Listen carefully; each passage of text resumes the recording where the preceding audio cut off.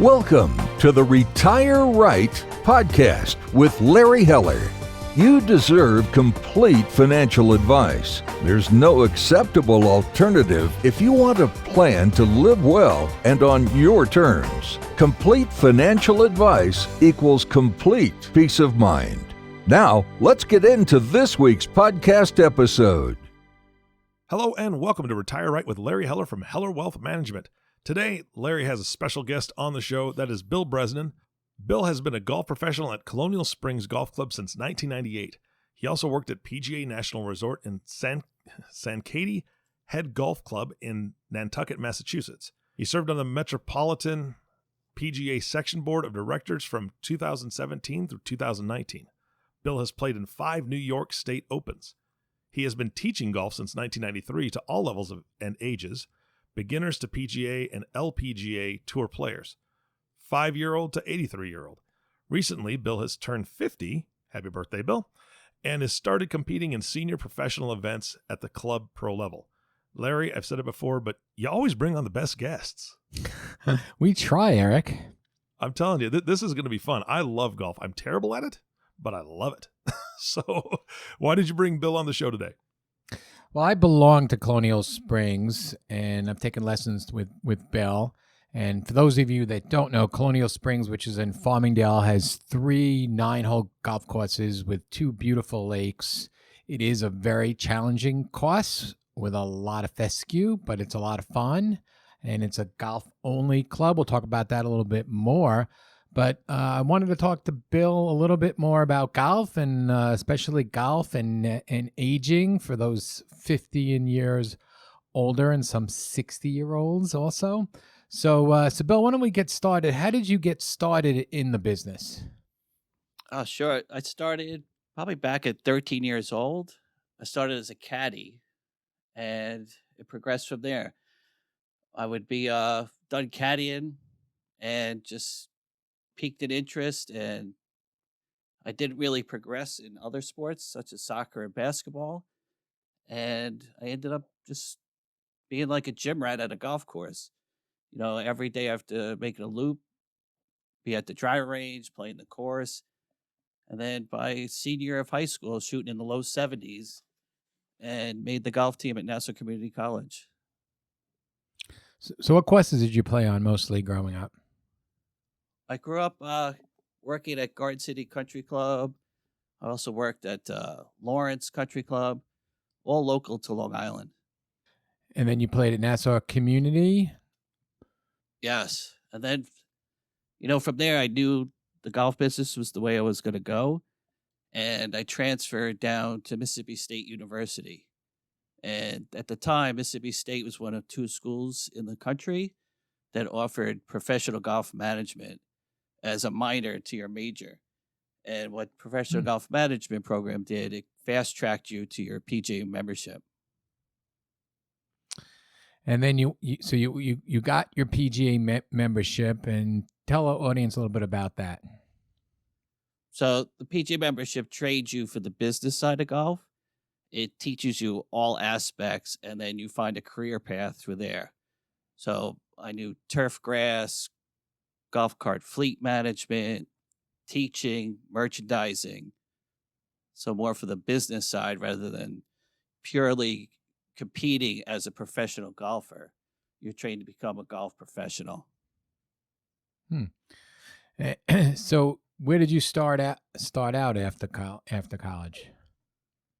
So part of the program, you did internships, and there were 250 guys in the program. So you made connections throughout the whole United States. So my first job out of college was Sankaty Head Golf Club out on Nantucket Island. Nice. Yeah. And then from there, I just traveled the country. I ended up down at PGA National Resort down in Florida, and then eventually made my way back up to New York. And what's your favorite memory, Bill, from competing in the PGA? Favorite memories, it's always got to be winning.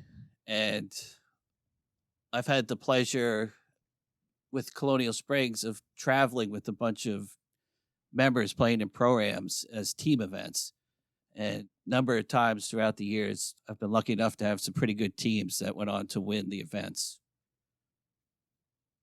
Do you have one favorite memory from those? I guess if I took one that would be listed as a favorite, I guess the first one was up in Connecticut at this club called Innis Arden. And it was just one of those magical days where the four of us, was me and three of the members from here, that were just shot. Everybody had their best day, and we blew away the field and went on to qualify for a tournament of champions, which was pretty good. Nice. So you mentioned that you're turning 50, or you just turned 50. So did you do anything to prepare for turning 50? Yes, I did. Actually, it was a 2-year plan. So it was kind of tough on the back end. I guess into my 40s, 45, competing against all these 26, 28, 30-year-old young pros who could just really bomb the ball these days. And I noticed that as I got to 47, 48 years old, my club head speed had been decreasing. So I went on a 2-year plan to prepare for 50, where I met up with a physical therapist who's trained in golf. And he had a background in bodybuilding. He was a former football player. So we went on this mission to get my club head speed up. So my driver speed at the time I started with him at 48 years old was 97 miles an hour. And after the whole process that we went through, I topped out, and I'm still at it, 108 miles an hour with the driver. Nice. Yes. And we may have to get the that physical therapist on the show to give an audience some tips on how to do that. Oh, he's great. He has this one line that everybody's born with flexibility as an infant. And through the years, if you don't do anything to maintain it, you lose it. So that's the big thing that we found. Certain areas of strength is lost, but the main thing to keep up is flexibility. Yep, I'm trying to do that myself these days. So now you're competing as a senior. How does that feel? Oh, it feels great. Because now the young guy on the tour. I know. I'm on the other end of the spectrum now. So now I'm competing against all these 58, 60, 62-year-olds. So, yeah. So where do you compete now with that? But just in the local section, the PGA of America's broken up into 41 sections. So I'm competing in the metropolitan section. So it travels through Long Island, Westchester, Southern Connecticut. Nice. So anybody can play in those tours if you're over 50? You have to have a certain minimum handicap. How does that work? Some are only for the PGA pros in the area, but there are other open events that they do allow amateurs in, that if their handicap meets certain requirements. Yeah, one of the ones I tried last year for the first time was actually the U.S. Senior Open. So that was a mix of pros and amateurs. Right. Was the qualifying at Bethpage or somewhere as difficult as that? No, usually the qualifiers are more at the local courses, and then each step you get through leads you up to the main event, which last year the USGA Senior Open was at the college course at Notre Dame. Oh, nice. Yeah. Well, that's something to strive for.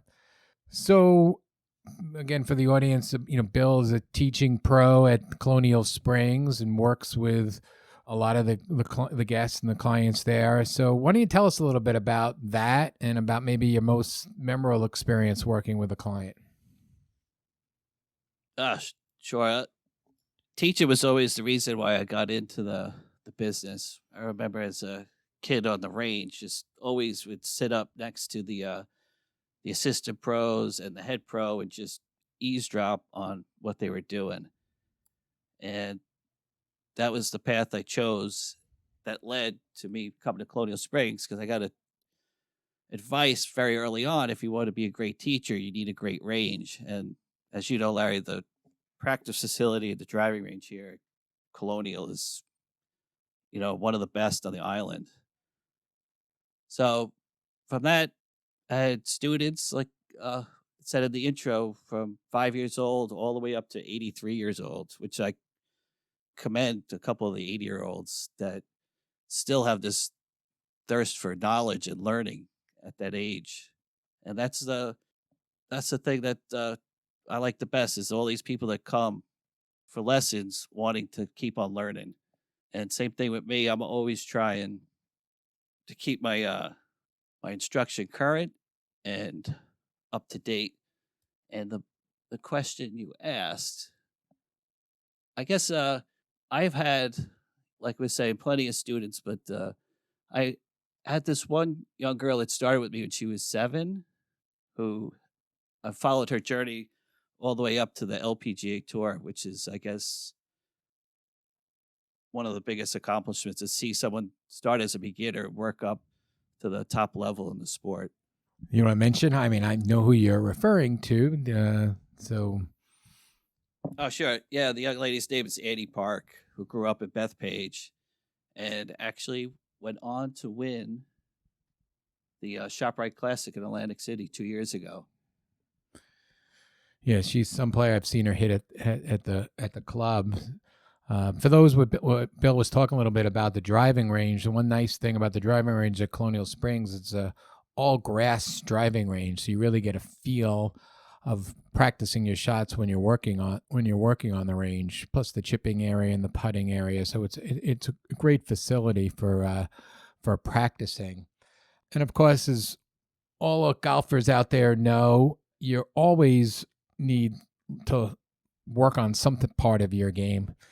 And it just seems as soon as you get good at one part of your game, your other part of the game goes away. So you always can use some type of learning, I guess, all the way up into your 80s. Yeah, it's amazing. Right? That's the one thing I learned probably a little too late after college is that you can never stop learning. Absolutely. And since this is the Retire Right podcast and a lot of our audience is in their 50s and 60s, do you have any recommendation for your students, your clients that are playing now in their 50s and 60s? I guess 2 things. One is I found out is you got to have your body right because if your body's not right, it could lead to injury. So one of the things is find someone like I have myself, the Dr. Jim, constantly checking if my flexibility is still there, which enables me to swing properly. And then 2, as things do change, strength wise, flexibility wise, you have to adjust your equipment so that you have to get the right shafts, the right club heads to fit what's happening and changing in your swing and in your life.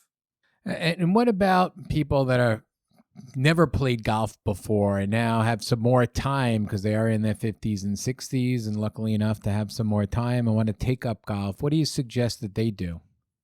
I would always start with the lesson because you need to know how to hold it correctly, stand correctly, because it is your free time and you want to enjoy your free time. So, right, like Larry, it's can be frustrating at times, but if you know how to do it correctly from the beginning, it will make that free time more enjoyable. Absolutely. I mean, I took up golf a little bit later. It took a little while. I'm still a long way to go. But the one nice thing is all different levels in both playing and even in tournaments, there are different group levels. So you can find your little niche in there to enjoy and not get so frustrated. Of course, there's play with all different types of members. Some are more serious and some are just more having fun out there. So what's your recommendation for seniors that are just kind of starting out and finding that obviously it's challenging and how not to get frustrated?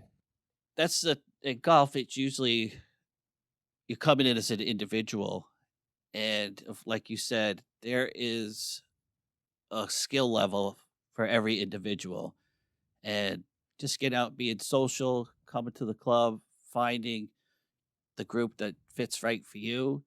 Because just because someone's dressed right and carrying the clubs right doesn't mean they're good at golf. And that's what sometimes people get intimidated by, is that they don't think they'll fit in. But most people are just like, someone beginning. They just want to learn. They just want to spend their free time outdoors, enjoying golf. And right, they shouldn't be intimidated to come down, because there is a skill level and a group for every skill level here at the club.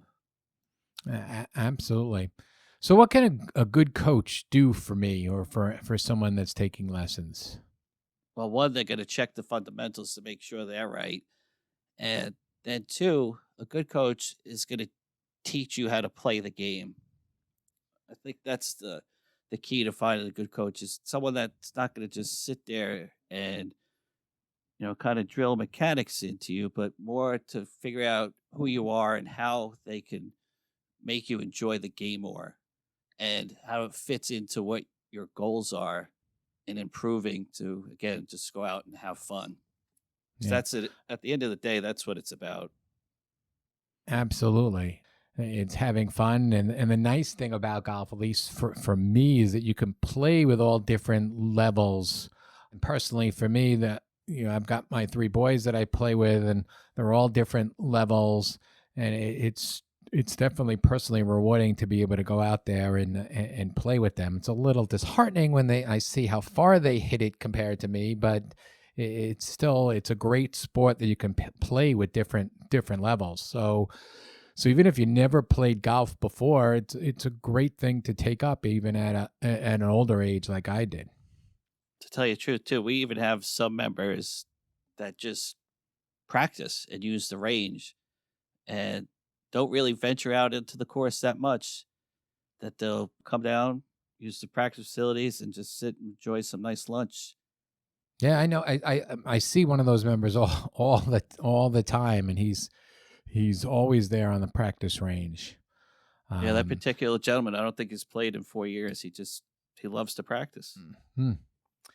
So that's great. And you mentioned to me one story that you actually gave a first time lesson to an 80-year-old. Yes, yes, years ago, and he's said he ran out of things to do, and he decided one of the things that he hadn't done in life was play golf, and he always had a kind of back interest into it. So, yep, it was time for him to start playing golf at 80. That's great. That's a great story. So so what do you think? Why is senior playing so important? Senior playing is so important. I guess it's a demographic that has the time, and then it's an activity. It keeps them out moving. It's exercise, and plus the social aspect of it is great, because as you get to be a senior, I guess the amount of friends and acquaintances kind of the scope narrows a little bit, and you find a lot of people with that similar interest at a club, or even just in playing golf. Yeah, absolutely. And just about everyone that I've played with, it's great to go out and play with somebody that you don't know and meet new people. And everyone seems to be nice at the club. Is there anything else you want to add today about playing golf or lessons or seniors before we wrap up? I would just, yeah, conclude with those couple of things. Get out there for the enjoyment of it, the exercise, the socialization, and as you decide that you want to play, start with some lessons, or even put a group of friends together and do it in a clinic format. And then from there, as you get into it more, I guess you're gonna check those things, like that your body can handle it. Make sure you have the flexibility. Make sure you're gonna strengthen in certain areas, and then as you add the equipment, make sure the equipment's right for you, because that's gonna help a lot. Great. And just in case anyone's wondering, even if you're not a member of Colonial Springs, you can call the club and come down and take some lessons. Correct, Bill? Yes, you can.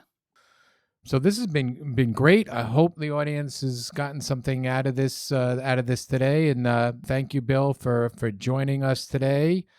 Colonial Springs, like I mentioned before, it's a beautiful club. Even after golfing, sitting out and watching the lake and watching the 18 hole, the both. I guess they're the 18th, but the 9th hole on both courses is people coming in, especially at the sunset, is magnificent.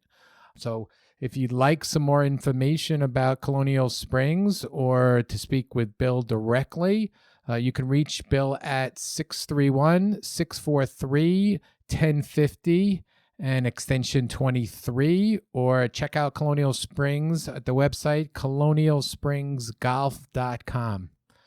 Bill, thank you so much for joining us today. Great, Larry. Thanks for having me. Guys, this was a fantastic podcast. Larry, I'm so pleased that you brought Bill on. Bill, I'm thinking that golf is kind of one of the perfect activities right now. I mean, people are starting to come out of their sheltered existence and needing to get fresh air. You can still stay, 6 feet apart or whatever, everybody's the rules that everybody's following. But out of curiosity, how long has the golf course been open this year? We opened the earliest ever, actually. It was like March 8th. But in the midst of everything, we actually closed 2 times, but reopened. But yeah, we've been going since March 8th. Well, that's fantastic. I think it's just a wonderful activity to do. And we need to cut this podcast off right now because, Larry, I think you've got a tee time, right? I do. All right. Well, guys, thank you so much for doing the podcast today. And the last thank you, of course, goes to you, the listening audience. Thank you so much for tuning in and listening to the Retire Right podcast with Larry Heller. If you have not subscribed to the podcast yet, please click the subscribe now button below. This way, when Larry comes out with a new podcast, it'll show up directly on your listening device. This makes it much easier to share these podcasts with your friends and family. And this is a great subtle hint. Hey, let's go golfing. Share this podcast with them. Again, thank you so much for listening today. For everyone at Heller Wealth Management, this is Eric Johnson reminding you to live your best day every day. And we'll see you next time.